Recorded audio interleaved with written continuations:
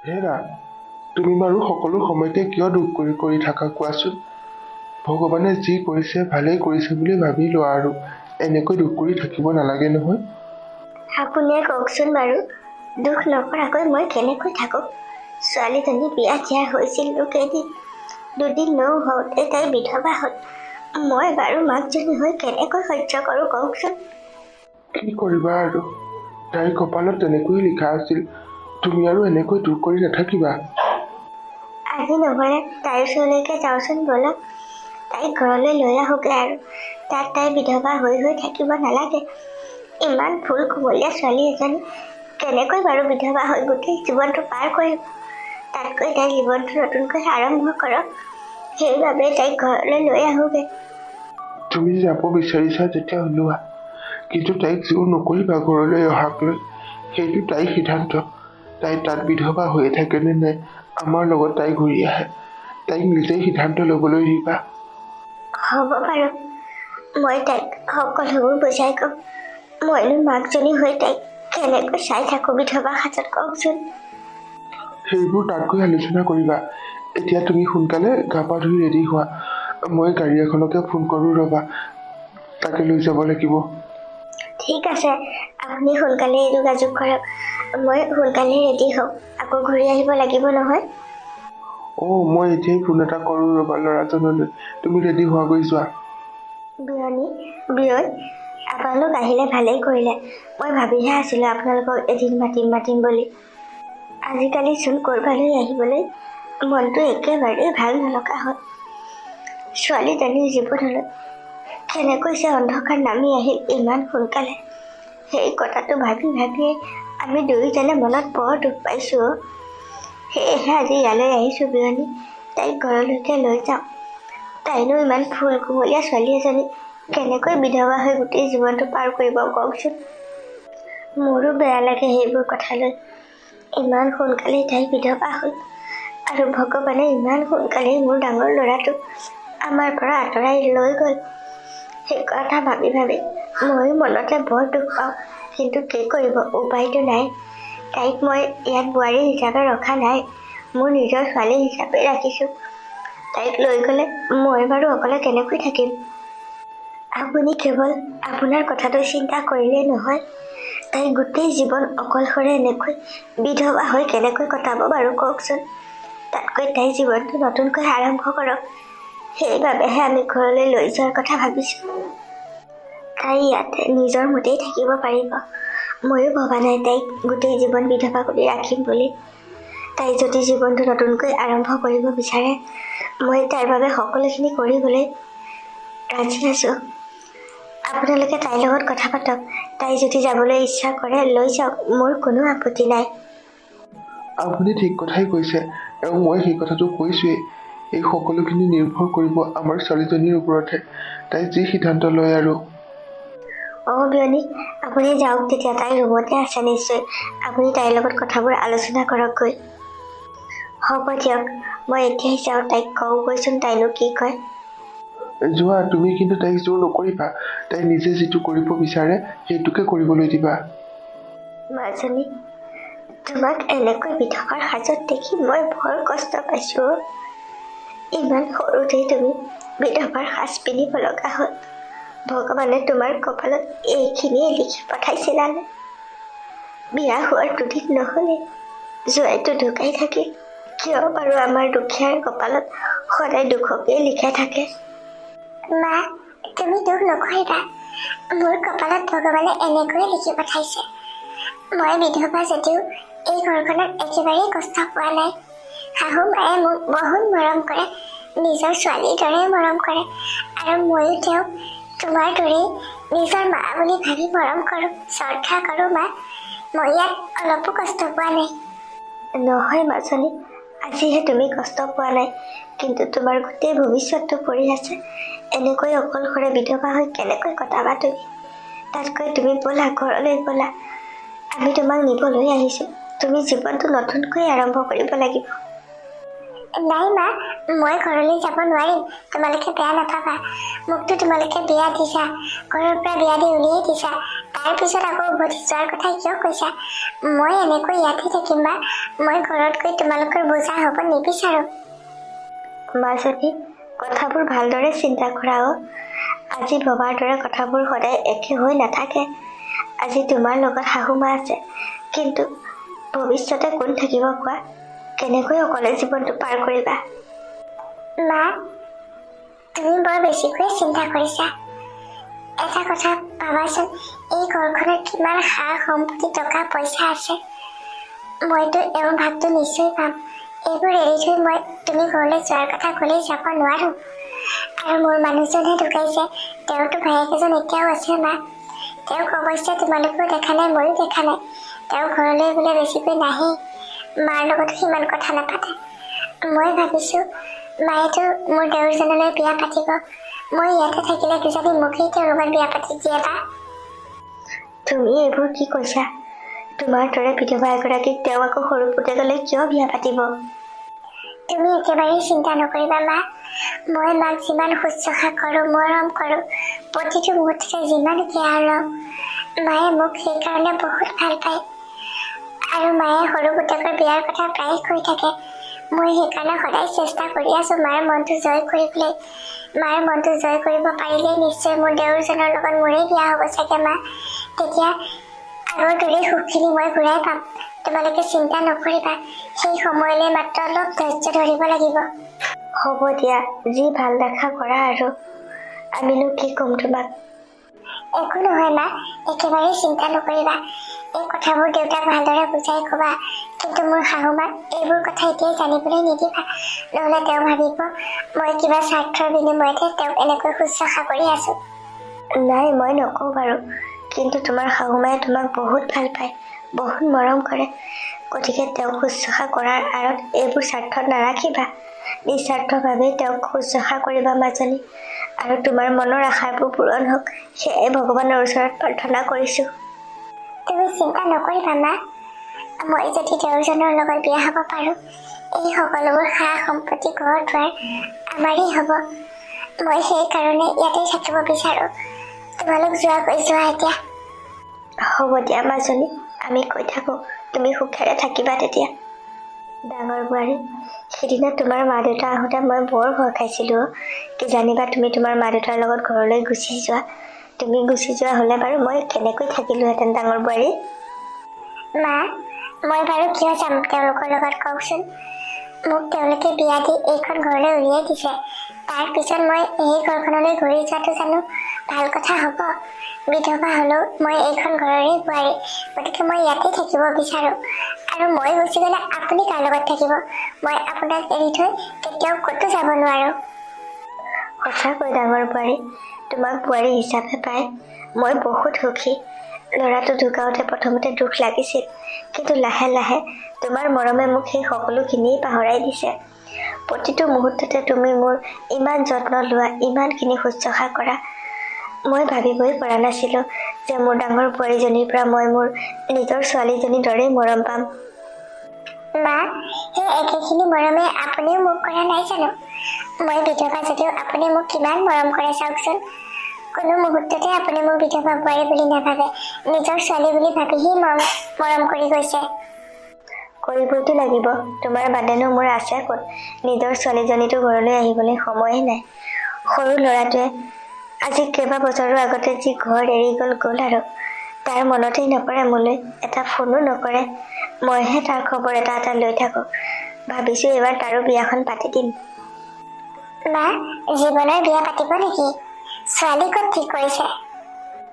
নাই, এতিয়ালৈকে ছোৱালী ঠিক কৰা নাই, কিন্তু তোমাৰ দৰে ছোৱালী এজনী যদি পাই যাওঁ, অতি সোনকালে তাৰ বিয়াখন মই পাতি দিম। তাক ঘৰলৈ মাতি আছোঁ, সিহে আহিব বিচৰা নাই। হয় দিয়ক, তাক যেন তেনে ঘৰলৈ আনিব পৰা হ'লি। কিন্তু আপোনাৰ সৰু ল'ৰাটো বৰ ধুনীয়া দেখিবলৈ, সি বৰ ভদ্ৰ ন মা।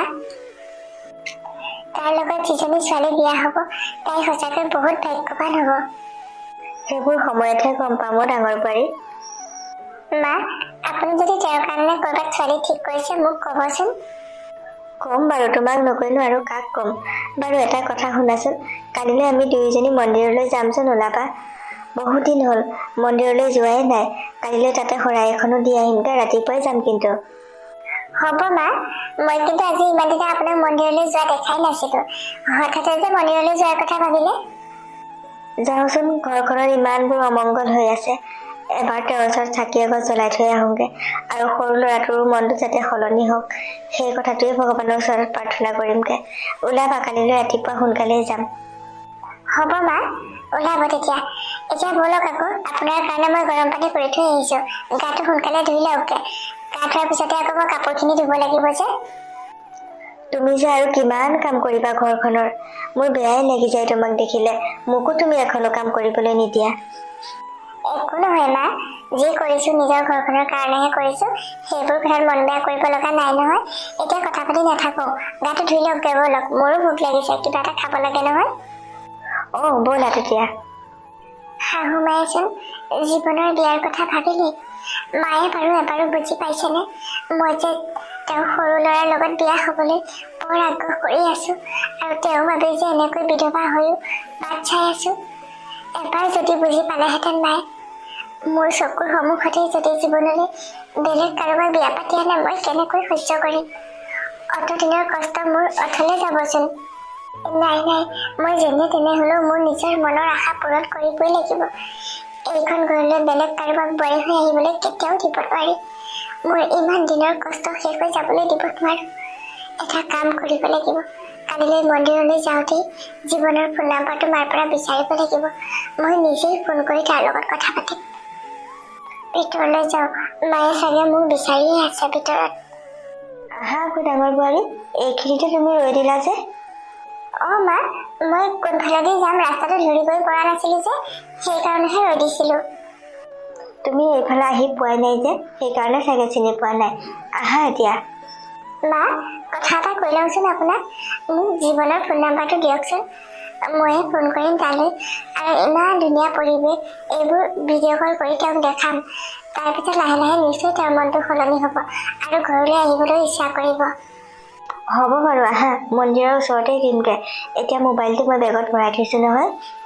ঠিক আছে মা, মই তেওঁৰ লগত ফোনত কথা পাতি মনটো তেওঁৰ সলনি কৰিব লাগিব। এতিয়া ব'লক। মা, আপুনি কিয় ৰৈ দিলে? আহক আকৌ, আমাৰচোন ইয়াতে সকলো কাম কৰি শেষ হ'লেই। সোনকালে ঘৰলৈ যাওঁ, বহুত সময় হ'ল নহয়, ভোকো লাগিছে মোৰ।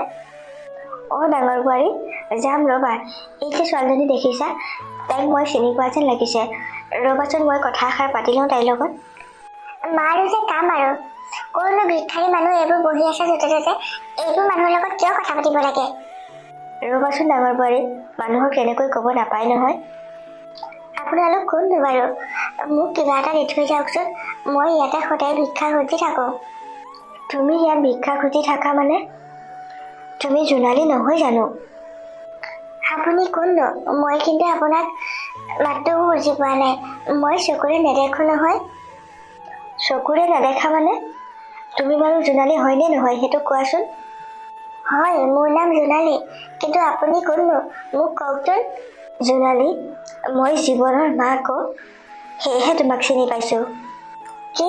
আপুনি জীৱনৰ মাক? কিয় মাতিছে আপুনি মোক? নামাতিব। মোৰ জীৱনটো ধ্বংস কৰি দিলে আপুনি। মোৰ জীৱনলৈ অন্ধকাৰ নমাই আনিলে। আপোনাৰ বাবে আজি মই চকুৰে নেদেখোঁ, অন্ধ মই। এতিয়া এইখিনিৰ পৰা গুচি যাওক, মোক নামাতিব আপুনি। মা, এইবোৰ কি হৈছে? মই একো ধৰিব পৰা নাই। তুমি এইবোৰ এতিয়াই নুবুজিবা বোৱাৰী, মই তোমাক পিছত ক'ম এইবোৰ কথা। জোনালী, তুমি মোক ক্ষমা কৰি দিয়া। মই বহুত ডাঙৰ ভুল কৰিলোঁ তোমালোকৰ লগত। ব'লা, তোমাক মই আমাৰ ঘৰলৈ লৈ যাওঁ। এনেকৈ তুমি ইয়াত ভিক্ষা খুজি থাকিব নালাগে। নাই, মই নাযাওঁ। মই এনেকৈ ভিক্ষা খুজি খুজি চলি আছোঁ। মন্দিৰলৈ অহা প্ৰত্যেকজন মানুহেই মোক কিবা এটা নহয় কিবা এটা দি থৈ যায়, আৰু মই অকলেহে, সেয়াই মোৰ হৈ যায়। আৰু আপুনি ইয়াৰ পৰা গুচি যাওক, মই আপোনাৰ মাতটো শুনিব নিবিচাৰোঁ। মা, আপুনি এইবোৰ কি কৰি আছে? এই অন্ধ ছোৱালীজনী ঘৰলৈ কিয় লগ ধৰিছে বাৰু? মই একো বুজি পোৱা নাই, কিন্তু আহক সোনকালে ঘৰলৈ যাওঁ।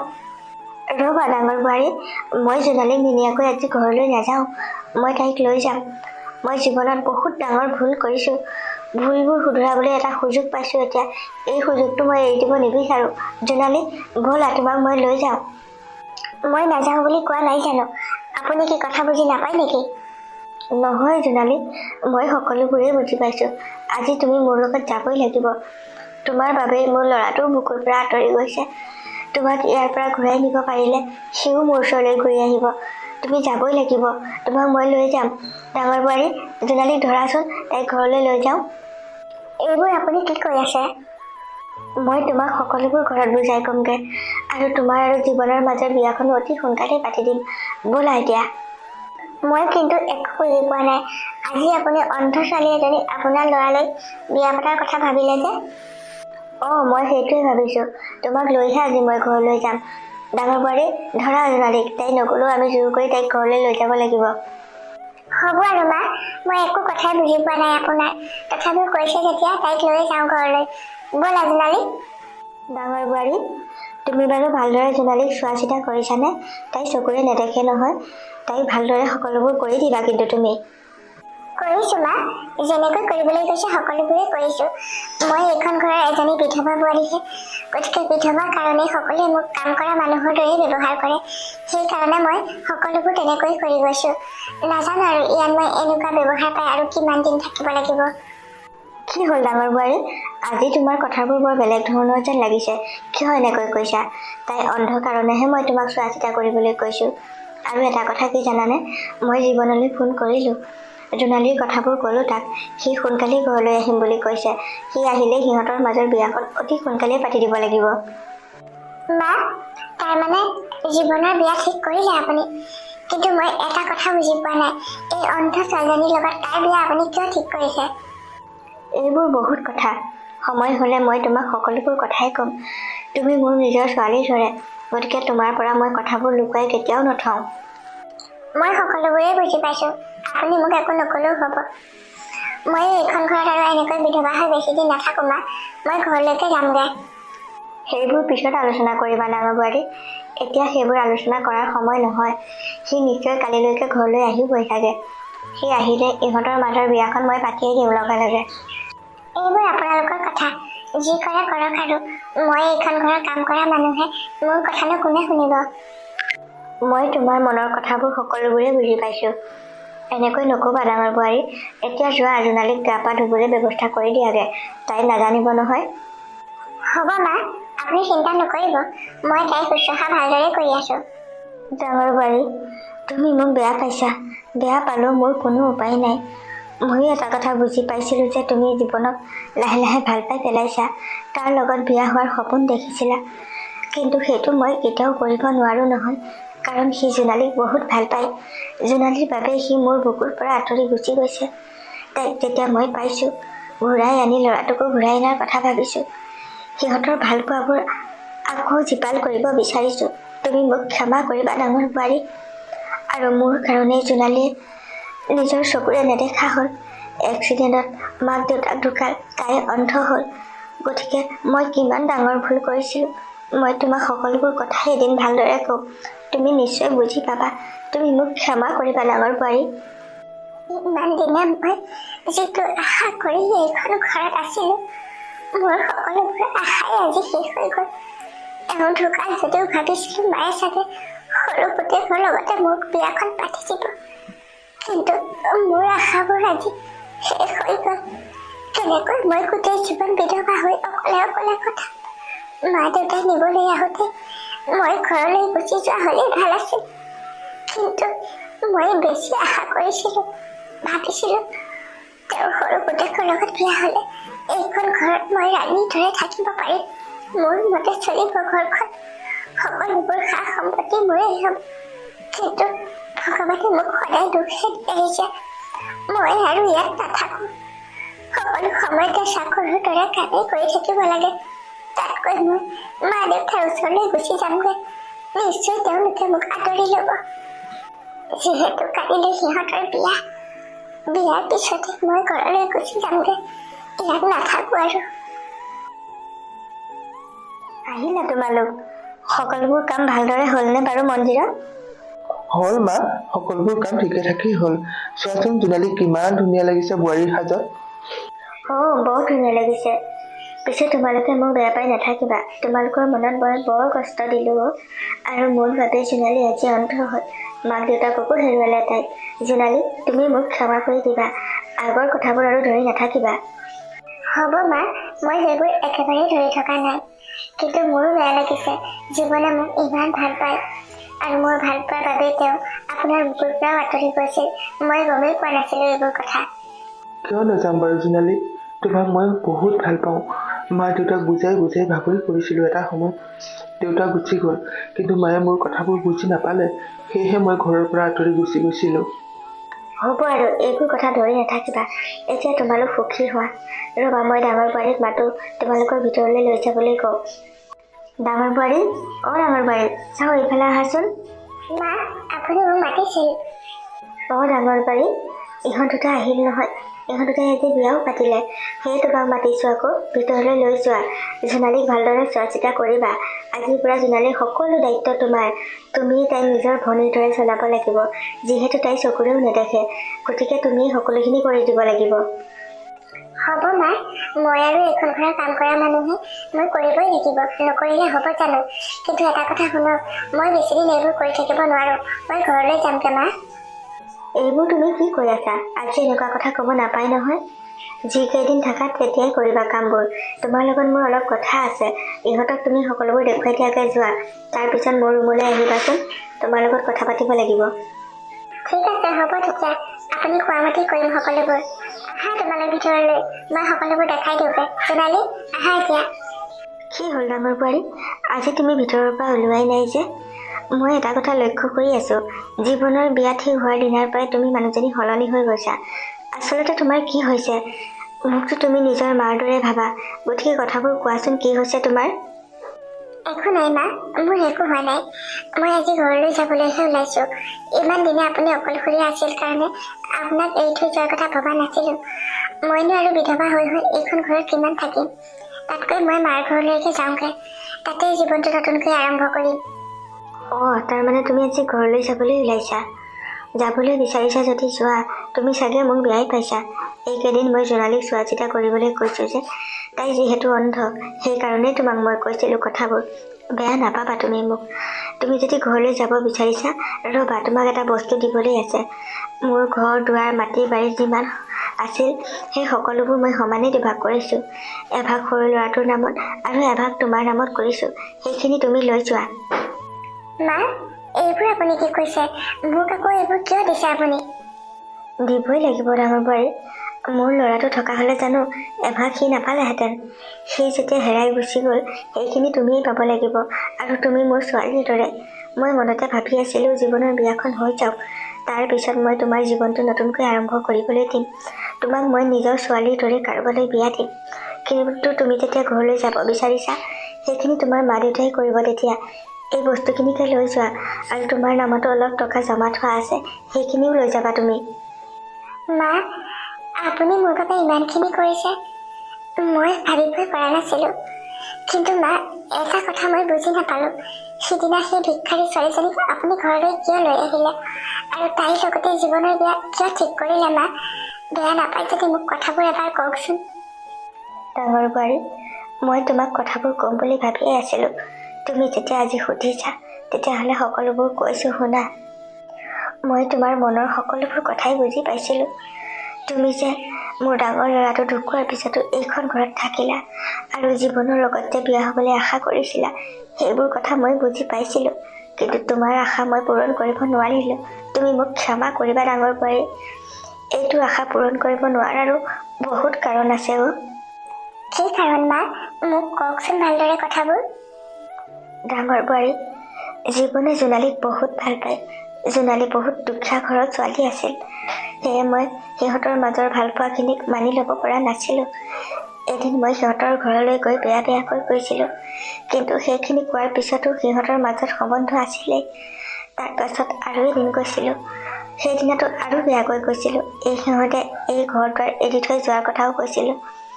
সেইমতেই জোনালী আৰু মাক দেউতাকে সিহঁতৰ সেই ঘৰ দুৱাৰ এৰি বেলেগ ঠাইলৈ গুচি গৈছিল। কিন্তু সিহঁত যাওঁতেই মাজতে এক্সিডেণ্ট হৈছিল সিহঁতৰ গাড়ীখনৰ, আৰু তাতেই তাইৰ মাক দেউতাক ঢুকাল। তাই নিজৰ চকু চুৰি হেৰুৱালে। আৰু তাইক বিচাৰি নাপায় জীৱনেও ঘৰ এৰি গুচি গ'লগৈ। সেই দিন ধৰি সি ঘৰলৈ উভতিয়ে অহা নাছিল। মা, তাৰমানে জোনালী জন্মৰ পৰাই অন্ধ নহয় মা? নহয় ডাঙৰ বোৱাৰী, তাই মোৰ বাবেই অন্ধ হ'ল। আৰু মই বুজি পাইছিলোঁ মোৰ ল'ৰাটোৱে তাইক কিমান ভাল পায়। তাইৰ বাদে সি কাৰো কথাই ভাবিব নোৱাৰে। গোটেইখন বিচাৰি ফুৰিছিলোঁ তাইক মই ঘূৰাই আনিম বুলি, বিচাৰিও পোৱা নাছিলোঁ। সেইদিনা তাইক লগ পাই সেইকাৰণে লৈ আহিলোঁ আৰু সিহঁতৰ মাজৰ সম্বন্ধটো আকৌ পুনৰ গঢ়ি দিবলৈ চেষ্টা কৰিলোঁ। তাইৰ কথা কোৱাৰ লগে লগে ল'ৰাটো উভতি আহিল দেখিছানে? আৰু তাই অন্ধ যদিও তাইক বিয়া পাতিবলৈ সি মানি ল'লে। কিমান ভাল পাই চোৱাচোন। যদি মই তাক তাইৰ লগত বিয়া পাতি নিদি তোমাৰ লগত বিয়াৰ কথা ক'লোহেঁতেন, সি মনত বহুত দুখ পালেহেঁতেন আৰু মোৰো ভুল হ'লহেঁতেন ডাঙৰ বোৱাৰী। সেয়ে তুমি মোক ক্ষমা কৰিবা। তুমি ভবাৰ মতে মই একো কৰি দিব নোৱাৰিলোঁ। মা, আপুনিহে মোক ক্ষমা কৰিব। মই এইবোৰ কথা জনাই নাছিলোঁ। আপুনি মোক কোনোদিনেই এইবোৰ কথা কোৱা নাছিল।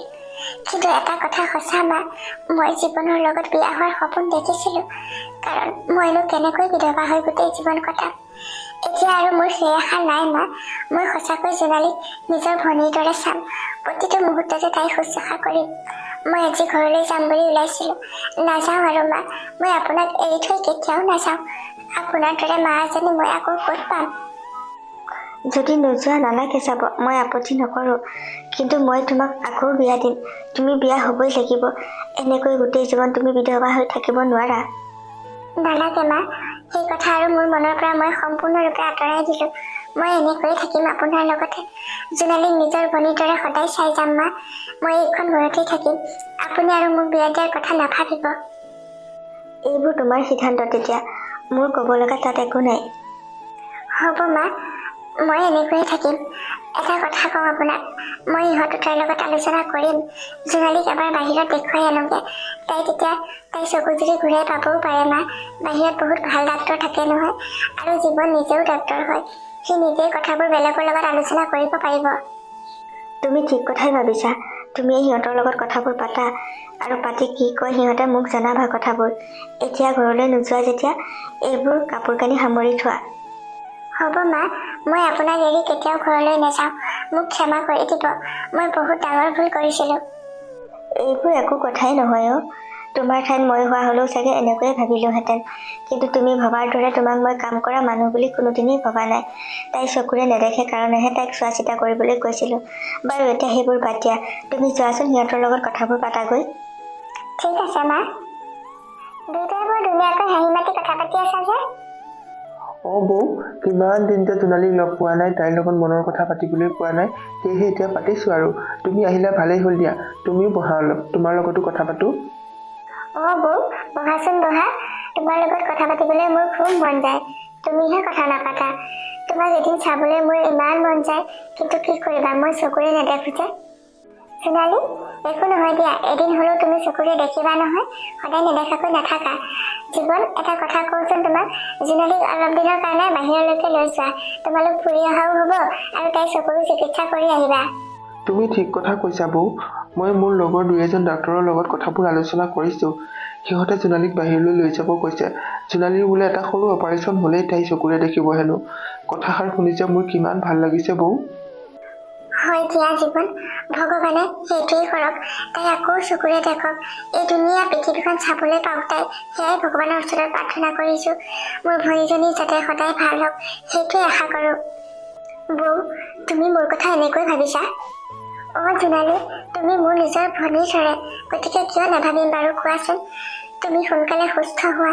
তুমি চকু দিলে আকৌ পুনৰ দেখা, সেইটোৱেই আশা কৰিছোঁ। বৌ, আমি কালিলৈ হয়তো বাহিৰলৈ যাব লাগিব।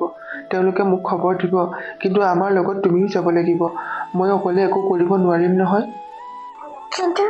কিন্তু মই গ'লে মা কাৰ লগত থাকিব? মা বাইদেউৰ লগতে থাকিব। তাইক মই ফোন কৰি কৈছোঁ এসপ্তাহমান আমাৰ ঘৰতে থাকিবলৈ। আমি এসপ্তাহত নিশ্চয় আজৰি হৈ যাম চাগে। বৌ, তুমি ওলাবাচোন মোৰ লগত। মোৰ অকলে বৰ ভয় লাগে। ঠিক আছে, তোমালোকে কৈছা যেতিয়া যাম বাৰু। হ'লেও মই মাক এবাৰ সুধিব লাগিব কথাষাৰ। সুধিবা তুমি, ময়ো মাৰ আগত ক'ম নহয়। আমি কিন্তু কালিলৈ ৰাতিপুৱাই হয়তো যাব লাগিব। মই আজিয়ে ফ্লাইটৰ টিকট কৰি থ'ম। তুমি ৰেডি হৈ থাকিবা, আৰু জোনালীৰ কাপোৰ কানিবোৰো সামৰি দিবাচোন অলপ। ঠিক আছে জীৱন, মই আছো, সেইবোৰ তুমি চিন্তা কৰিব নালাগে। মোৰ ভনীজনীৰ কাৰণে মই সকলোবোৰেই কৰিব পাৰিম। হ'ব বৌ, তুমি আছা যেতিয়া মই বাৰু কিয় চিন্তা কৰিম। আহা এতিয়া ভিতৰলৈ যাওঁ, মই চাহ বনাই থৈ আহিছো নহয়। তোমালোকক চাহ খাবলৈ মাতিবলৈহে আহিছিলো। চাহ খাওঁতে মাৰ লগতো কথাবোৰ আলোচনা কৰিব পাৰিম। ব'লা তেতিয়া। জোনালী, উঠা, তোমাক মই ধৰি লৈ যাওঁ ভিতৰলৈ। ব'লা। এনেকৈ সিহঁতে পিছদিনা জোনালীক লৈ বাহিৰলৈ গ'ল আৰু সিহঁতে বাহিৰৰ ডাঙৰ হস্পিটেলত জোনালীক এডমিট কৰিলে। তাইৰ চকুৰ অপাৰেশ্যনো হৈ গ'ল। জীৱন, তুমি কিয় ইমান দুখ কৰি আছা?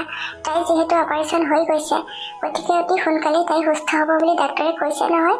এনেকৈ দুখ কৰি নাথাকিবা। বৌ, তুমি নথকা হ'লে যে আমাৰ কি হ'লহেঁতেন। তোমাৰ সাহসতেহে আছো আৰু তাই সোনকালেই সুস্থ হওক, ভগৱানক তাকেই প্ৰাৰ্থনা কৰিছো। সোনকালেই সুস্থ হ'ব জীৱন, তুমি দুখ নকৰিবা। ডাক্তৰে মাতিছিল নহয়, তুমি যোৱা এতিয়া। হ'ব বৌ, কিবা দিগদাৰ হ'লেই তুমি ফোন কৰি দিবা, মই আহি যাম। আৰু ডাক্তৰে ক'লে যে 3 দিন পাছতেই জোনালীয়ে চকুৰে আকৌ দেখিব আৰু তাই সুস্থ হ'লেই সিহঁত ঘৰলৈ যাব পাৰিব। দুইজনী ৰাতিপুৱাই ক'ত গৈছিলা? মই গোটেইখন বিচাৰি ফুৰিছো, জীৱনকো সুধিছোগৈ, সিও গম নাপায়। মা, আমি অলপ ফুৰিবলৈ গৈছিলো আকৌ। বৌৱে মোক গোটেই গাঁওখন আজি দেখাই আনিছে। কিমান দিনতে চকু জুৰিয়ে দেখিবলৈ পোৱা নাছিলো, সদায় আন্ধাৰ আন্ধাৰেই দেখি আছিলো। মা, গোটেই গাঁওখন এপাক ফুৰাই আনিলোগৈ। কিমান যে ভাল পাইছে তাই মনতে। আপুনি শুই থকাৰ বাবে আপোনাক নজগালো আকৌ। ভালেই কৰিলা, দুইজনী সদায় এনেদৰে মিলেৰে থাকিবা, মই সেইটোৱে বিচাৰো।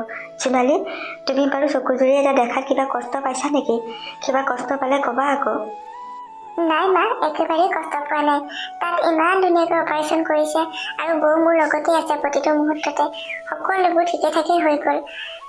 এতিয়াহে মোৰ মনটো ভাল লাগিছে। আপোনালোক বৰ ধুনীয়া দেখিবলৈ, মই এতিয়াহে দেখিছো। আৰু বৌ যে ইমান ধুনীয়া মা। তাই বৰ ধুনীয়া কিন্তু তাই সদায় এনেকৈ বিধৱাৰ সাজ পিন্ধি থাকে। মই ইমান মানা কৰোঁ তাই নামানে। আৰু মই ভাবিছিলো তাই এনেকৈ বিধৱা হৈ থাকিব নালাগে, তাইক মই আকৌ বিয়া দিম, কিন্তু তাই বিয়া নহয় বোলে, জানানে? নহওঁ মা, সেইটো কথা আৰু মোক কেতিয়াও নক'ব আপুনি। মই এইখন ঘৰতে আপোনাৰ বোৱাৰী হৈ থাকিম। তেওঁ নাথাকিলেও আপোনালোক আছে নহয় মোৰ লগত।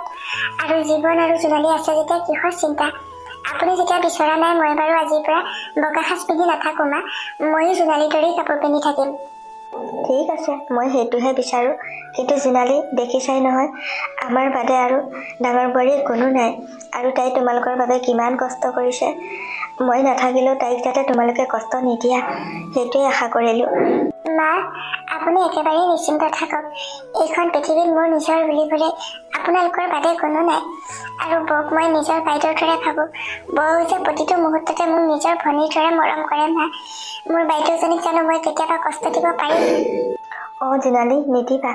তাই বিধৱা বোৱাৰী হ'লেও মই তাইক কোনোদিনেই তেনেকৈ ভবা নাই। মোৰ নিজৰ ছোৱালীৰ দৰে ভাবোঁ। তাই মোৰ নিজৰ ছোৱালী আৰু তোমাৰ বাইদেউ। সদায় তাইক আমি মৰমেৰে ৰাখিব লাগিব আমাৰ এই ঘৰখনতে। আহা এতিয়া ভিতৰলৈ যাওঁ, জীৱনো উঠিল চাগৈ, চাহ খাবগৈ লাগে নহয়। ব'লক মা, আজি সকলোবোৰ জোনালীয়ে কৰিব, মই তাইক দেখুৱাইহে যাম। মা, মই সকলোবোৰ কৰিম। বৌয়ে সদায় কাম কৰিলে, কিমান কষ্ট কৰিলে, এতিয়া মই চকুৰে দেখিছো যেতিয়া মই কৰিম। বৌক কেইদিনমান ৰেষ্ট ল'ব লাগিব, মোক মাত্ৰ দেখাই গ'লেই হ'ল। আহা মোৰ মৰম লগা বোৱাৰী দুজনী, কিমান যে সুখী মই তোমালোকক লৈ।